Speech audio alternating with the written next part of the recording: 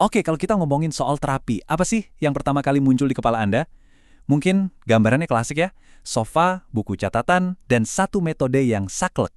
Tapi tahu nggak sih, dunia terapi modern itu, wah, jauh lebih berwarna dan dinamis dari itu.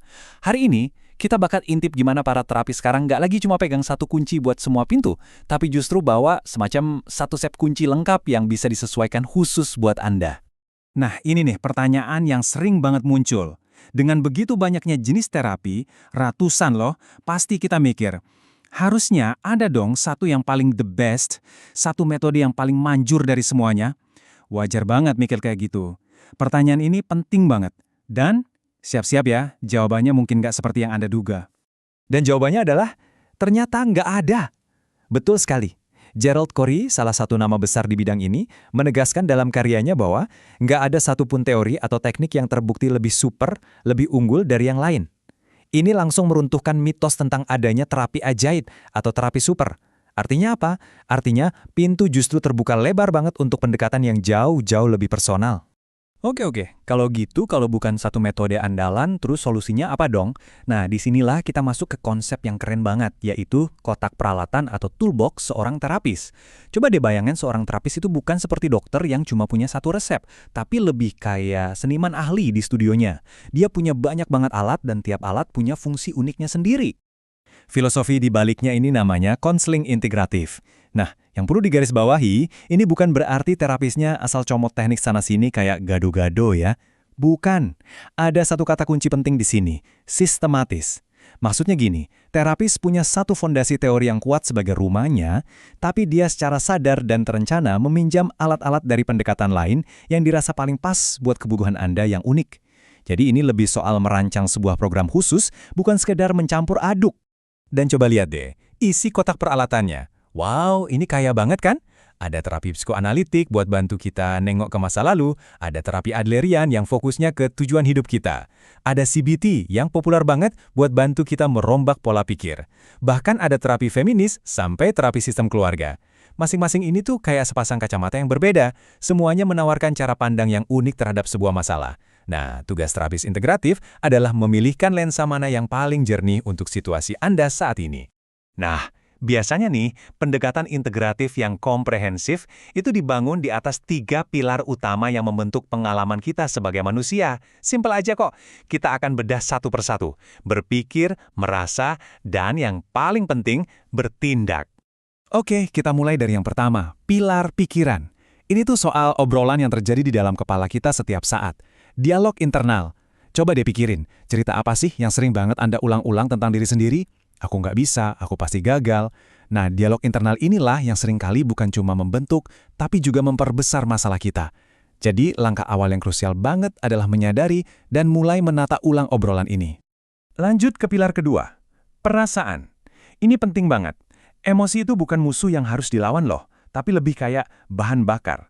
Entah itu rasa marah, sedih, atau bahkan gembira, semuanya itu adalah energi yang mendorong kita untuk bertindak. Terapi yang efektif itu nggak akan menyuruh kita untuk menekan perasaan. Justru sebaliknya, kita diajak untuk menyelami perasaan itu, memahami apa pesannya. Tujuannya agar kita yang mengendalikan emosi, bukan emosi yang mengendalikan kita. Dan terakhir, tapi sama sekali bukan yang paling nggak penting, justru ini kuncinya, pilar tindakan. Gini, punya pemahaman baru atau aha moment itu keren banget, tapi itu baru setengah jalan. Perubahan yang benar-benar nyata baru terjadi waktu kita menerjemahkan wawasan itu jadi perilaku yang baru. Pertanyaannya simpel, apa satu hal kecil yang bisa kita lakukan secara berbeda hari ini? Aksi nyata, sekecil apapun, itulah kuncinya. Seperti yang dikatakan oleh D.W. Winnicott, hanya dengan menjadi kreatif, individu menemukan dirinya.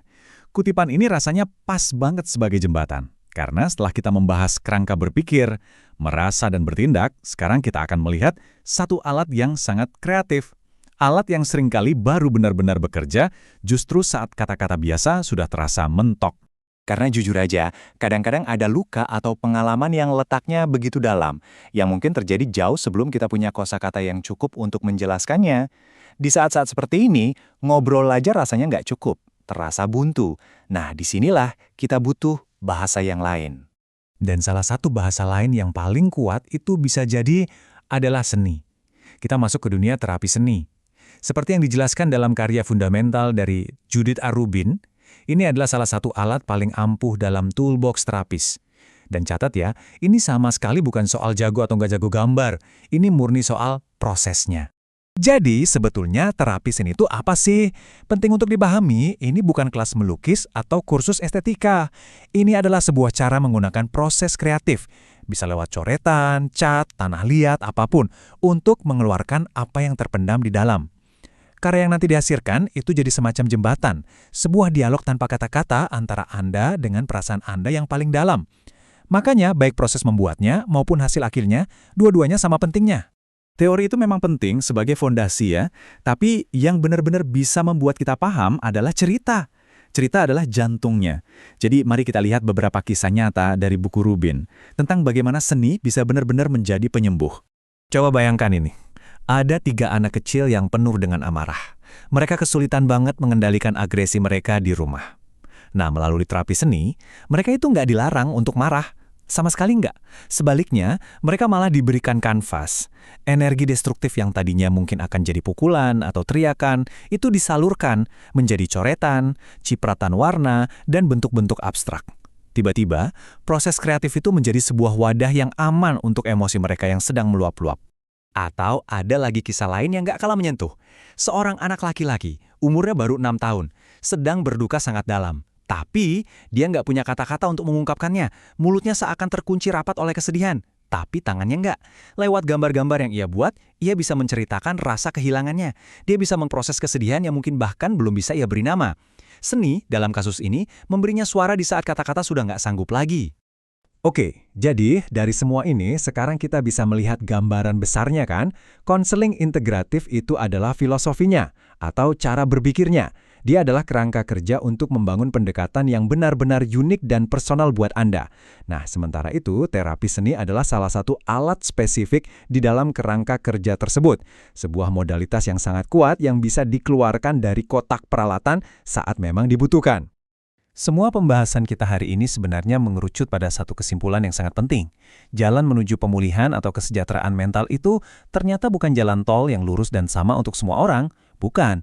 Jalan itu lebih mirip seperti sebuah jalur pribadi yang kita bangun sendiri, selangkah demi selangkah, bata demi bata. Dan ini membawa kita pada pertanyaan reflektif untuk kita semua. Kalau memang jalan penyembuhan itu begitu personal, seperti apa ya kira-kira jalur yang paling cocok untuk Anda?